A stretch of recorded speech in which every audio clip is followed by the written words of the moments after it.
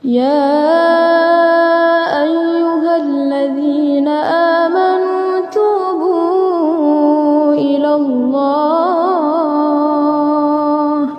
توبوا إلى الله توبوا إلى الله توبة نصوحا.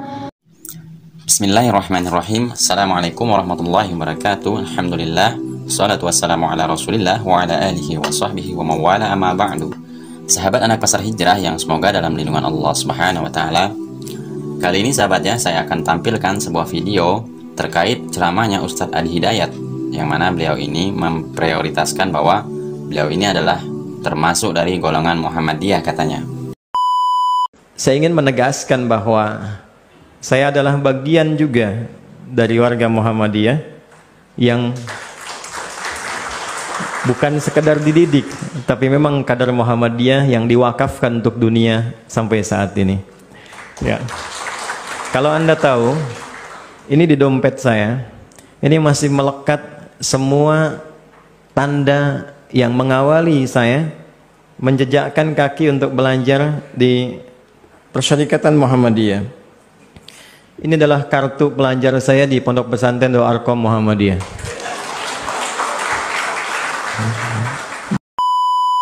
Dan di dalam pertemuan kali ini sahabatnya, saya akan membahas masalah tahlilan dan kunut subuh, yang mana statement dari Ustadz Adi Hidayat ini mengatakan bahwa dalam kelompok Muhammadiyah itu tidak mempersoalkan masalah tahlilan dan kunut subuh katanya.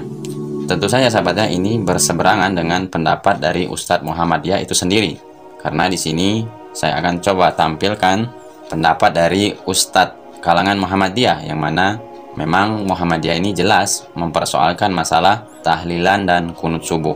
Coba kita simak dulu sahabatnya, bagaimana penjelasan dari Ustadz Adi Hidayat yang menjelaskan bahwa Muhammadiyah itu tidak mempersoalkan masalah tahlilan dan kunut subuh. Coba kita simak videonya.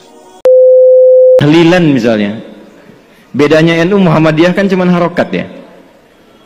NU pakai nasab, Muhammadiyah pakai rofa.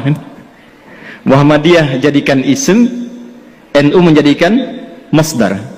Halala yuhallilu tahlilan. Nasab harokatnya fathah. Orang Arab tuh kan kalau bilang nasaba, dia katakan nasabar rajulu asahu alal ardi. Orang Arab tancapkan tongkatnya dengan kuat sehingga tak goyah. Harokatnya fathah membuka sesuatu. Jadi kalau tahlilnya menggunakan metode NU, tahlilannya mayatnya jadi jenazah, masuk sudah ke alam kubur, nasabah, lalu untuk memberikan Fatihah dan turunannya dibuka, kemudian menggunakan skema tahlilan. Muhammadiyah cuma pakai rofa. Rofa pas ditarik, ya ayyatuhan nafsul mutmainnah. Makanya Muhammadiyah menggunakan rofa tahlilun, NU menggunakan nasab tahlilan. Dan ternyata Kiai Haji Ahmad Dahlan tuh nggak pernah nyual itu, nggak pernah nyual. Dan saya telusuri di konfigurasi hukumnya itu, ternyata persoalannya bukan fikihnya. Ada kasus di kalangan masyarakat ingin menyelenggarakan tahlilan, ternyata tak punya materi, sehingga dia harus berhutang kepada tetangganya untuk mewujudkan tahlilan itu. Maka keluarlah pertimbangan, kalau tak punya uang jangan dipaksakan sehingga berhutang. Bukan masalah tahlilannya, cuman memang babnya belum selesai. Kalau memang tak punya uang, kenapa Anda tak pinjami atau berikan saja? Kan tuntas babnya gitu ya. Jadi saya kira ada turunan-turunan informasi yang dari atas itu, yang di kalangan elit sudah selesai, ke bawahnya itu tak sama. Kunut misalnya, di Muhammadiyah itu nggak mempersoalkan kunut. Saya belum pernah temukan ada orang Muhammadiyah di Majelis Tarji menfatwakan kunut bid'ah, tak ada. Kecuali Wahabi. Ya, kecuali Wahabi. Tak pernah saya temukan. Bahkan fatwanya yang terjadi ketika ada imamnya kunut, yang di belakang mengaminkan. Ketika imam di depan pun tak kunut, yang di belakang tak usah sujud sahwi. Jadi tataran konsep di atas itu sudah selesai. Masya Allah sahabat ya, kenapa Ustadz Adi Hidayat ini menyinggung tentang masalah Wahabi ya, katanya mempersoalkan masalah kunut subuh. Dan tentunya nanti kita akan bahas sahabatnya bagaimana Ustadz dari kalangan Wahabi membahas masalah kunut subuh. Dan sebelum itu sahabatnya, coba kita simak dulu penjelasan dari Ustadz dari kalangan Muhammadiyah tentang masalah tahlilan dan kunut subuh ini. Apakah benar Ustadz dari kalangan Muhammadiyah ini tidak mempersoalkan masalah kunut subuh dan tahlilan? Coba kita simak videonya sahabat ya. Pertanyaan yang pertama, apakah benar kalau di Muhammadiyah tidak mempermasalahkan tahlilan? Yang dimasalahkan adalah ngutangnya. Baik, ini pertanyaan pertama.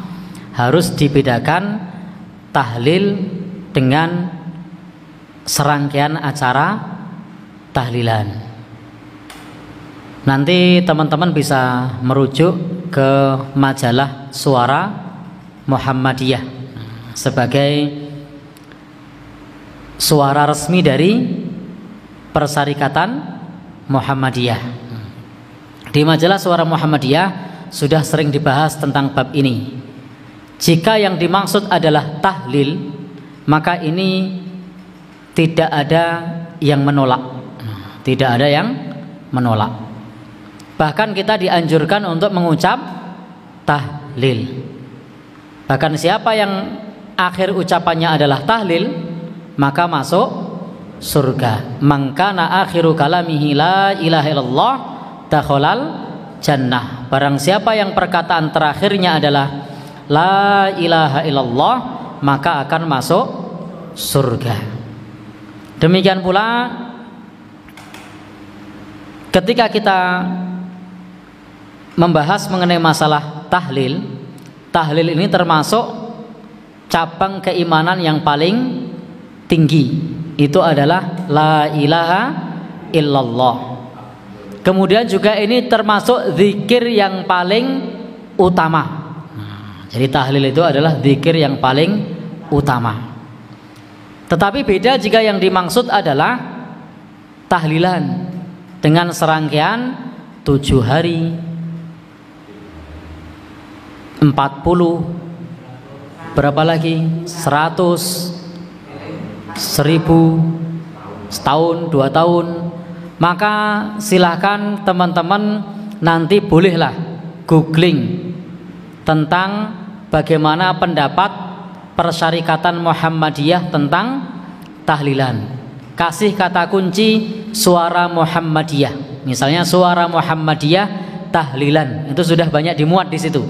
Sehingga saya tidak perlu banyak menjelaskan. Di situ dijelaskan bahwasanya itu ketika menggunakan hitungan hari tadi atau formasi format yang seperti itu tidak pernah dituntunkan dan dicontohkan oleh Rasulullah Shallallahu Alaihi Wasallam, dan Muhammadiyah tidak mengamalkan itu. Tapi kalau tahlil, ya tahlil itu berpahala, tetapi dengan tadi hitungan-hitungan tertentu, dengan cara-cara tertentu, dengan syarat-syarat tertentu, dengan formasi tertentu, bahkan dengan beberapa jenis makanan tertentu, maka itu tidak direkomendasikan. Nanti silahkan teman-teman bisa googling langsung, karena Suara Muhammadiyah ini ada edisi online-nya. Nanti bisa diketik Suara Muhammadiyah tahlilan begitu. Nanti sudah ada fatwa-fatwanya di situ. Kalau nanti khawatirnya saya dikira mengada-ada. Jadi yang formasi seperti itu saja tidak boleh, apalagi yang ngutang-ngutang itu lebih-lebih lagi tidak boleh. Nanti bisa dicek sendiri. Kemudian yang kedua tadi apa? Baik, tentang kunut. Sesungguhnya ini adalah persoalan khilafiyah. Ulama berbeda pendapat tentang masalah ini. Di Tarjih Muhammadiyah itu sudah jelas bahwasanya terkait dengan kunut itu hadisnya dhaif. Karena hadisnya dhaif terkait kunut subuh, maka Muhammadiyah tidak mengamalkan kunut subuh. Jadi Muhammadiyah tidak mengamalkan kunut subuh. Nanti jenengan masih bisa pula kalau kurang yakin karena majalah Suara Muhammadiyah ada edisi online-nya, itu bisa googling lagi Suara Muhammadiyah kunut subuh. Nah, itu nanti akan ada pembahasannya di situ. Kenapa tidak mengamalkan kunut subuh? Karena bagi Majelis Tarjih Muhammadiyah bahwa kunut subuh hadis-hadisnya itu dhaif. Karena hadisnya dhaif, maka tidak bisa diamalkan. Meskipun demikian, kita mengakui bahwasanya ini adalah ranah perbedaan pendapat di kalangan para ulama. Tetapi putusan tarjih sudah jelas bahwasanya itu hadisnya dhaif, sehingga warga Muhammadiyah tidak mengamalkan kunut. Wallahu alam bishawab. Sudah jelas sahabat ya apa yang disampaikan oleh Ustadz Mujiman tadi, yang beliau ini memang Ustadz dari kalangan Muhammadiyah, yang mana Ustadz Mujiman ini membahas masalah tarjih dari Muhammadiyah. Memang Muhammadiyah itu mempersoalkan dan menganggap bahwa kunut subuh itu hadisnya hadis dhaif katanya. Dan masalah tahlilan tadi jelas Ustadz Mujiman mengatakan bahwa itu sesuatu yang diada-adakan di dalam agama Islam ini. Terkait masalah statement dari Ustadz Adi Hidayat yang menyinggung Wahabi tadi sahabat ya, ini coba kita simak penjelasan dari Ustadz yang katanya dijuluki Wahabi. Kita dengar dari perkataan Ustadz Adi Hidayat tadi bahwa Wahabi itu mempermasalahkan masalah kunut subuh. Coba kita simak videonya sahabat ya. Apakah benar Ustadz dari kalangan Wahabi ini mempermasalahkan masalah kunut subuh? Kita simak videonya. Dan sekaligus sahabatnya ini penutup dari saya. Semoga ini menjadi pencerahan bagi kita semua sahabat ya, agar kita tidak mudah terprovokasi. Dan saya akhiri, wabillahi taufiq wal hidayah. Wassalamualaikum warahmatullahi wabarakatuh. Kunut subuh adalah perkara yang dikhilafkan oleh para ulama. Kita tahu mazhab Syafi'i menyatakan kunut subuh sunnah. Sementara kalau kita pelajari secara sanad, bahwasanya sanad hadis yang menyatakan disunahkannya kunut subuh, sanadnya lemah, tidak bisa dijadikan dalil. Tetapi ini masalah khilafiyah yang muktabar, khilafiyah yang kuat. Maka tidak, kita boleh berhak kita untuk menjelaskan bahwasanya ini pendapat tidak kuat, ya, meskipun dikatakan oleh Imam Syafi'i dan para pengikutnya, namun ini pendapat yang kuat, kunut subuh tidak ada. Kenapa? Karena dalilnya lemah. Cuma sampai tahapan itu, tidak boleh kemudian kita mengatakan sesat, bodoh kunut subuh, ngawur, tidak boleh seperti itu. Haram. Manhaj Ahlussunnah mengatakan tidak boleh seperti itu. Oleh karenanya perhatikan bagaimana Imam Ahmad yang menyatakan tidak sunnah kunut subuh, dia menyatakan orang yang sholat di belakang imam yang kunut ikut kunut subuh. Ini fatwa mungkin asing, namun antum harus tahu ya, bahwasanya Imam Ahmad yang beliau menyatakan kunut subuh tidak dianjurkan, menyelisihi gurunya Imam Syafi'i, dia menyatakan barang siapa yang sholat di belakang orang yang kunut ikut kunut subuh. Kenapa? Ini masalah khilafiyah, dan antum posisinya sebagai makmum maka ikut imam pada masalah-masalah ijtihadiyah. Beda kalau imamnya sholat asarnya 5 rakaat, ya jangan diikuti. Ini masalah jelas, tidak boleh. Sekarang masalah kunut subuh, masalah ijtihadiyah. Dan ini berat terkadang bagi sebagian kita yang terbiasa menyelisih imam, menyangka kunut subuh itu bid'ah. Maka kalau kita ikut begini berarti ikut apa? Terjerumus dalam bid'ah. Padahal tidak demikian. Bahkan saya tidak menemukan perkataan Imam Ahmad menyatakan bahwasanya hal itu adalah bid'ah. Cuma dia mengatakan tidak sunnah, bahwasanya yang sholat di belakangnya silakan mengikuti. Dan ini juga yang difatwakan oleh Syekhul Islam Ibn Taimiyah rahimahullah dalam Majmu' Fatawa. Beliau mengingkari kunut subuh, artinya beliau tidak menerima kunut subuh. Kunut subuh menurut beliau tidak sunnah. Tetapi beliau sendiri menyuruh orang untuk ikut kunut subuh di belakang imam yang kunut kalau posisi dia sebagai makmum. Demikian juga ini fatwanya Muhammad bin Shalih Al-Utsaimin rahimahullahu taala dalam kitabnya Syarhul Mumti'. Dia mengatakan bahwasanya orang yang jadi makmum di belakang imam yang kunut subuh, maka dia juga ikut kunut subuh. Yang kita sedihkan memang timbul dari dua belah pihak yang tidak paham. Dari pihak yang tidak mau kunut subuh dan dari pihak yang kunut subuh. Dari pihak yang kunut subuh menganggap kunut subuh seakan-akan kewajiban sholat. Kalau tidak kunut subuh seakan-akan sholatnya tidak sah, kurang. Dan ini juga salah. Padahal Imam Syafi'i tidak pernah mengatakan wajib. Paling maksimal hukum kunut subuh hanyalah sunnah, tidak sampai pada derajat apa? Wajib. Sementara kita dapatkan sebagian orang Indonesia, nggak tahu di Malaysia ya, kalau imamnya tidak kunut subuh dia tidak mau sholat di situ. Bahkan kalau imamnya tidak kunut subuh dia sholat ulang. Bahkan imamnya kalau tidak kunut subuh dia bilang subhanallah, subhanallah. Imam juga bingung. Seakan-akan suatu perkara yang apa? Yang wajib. Ini pun keliru. Orang seperti ini biasanya berubah kalau sudah hajian. Kalau sudah pergi haji dilihat Syekh Sudais tidak kunut subuh, bingung dia. Dia mau bilang subhanallah tidak kedengaran, terlalu jauh. Bingung bagaimana coba? Apakah orang jutaan orang sholat tidak sah semua?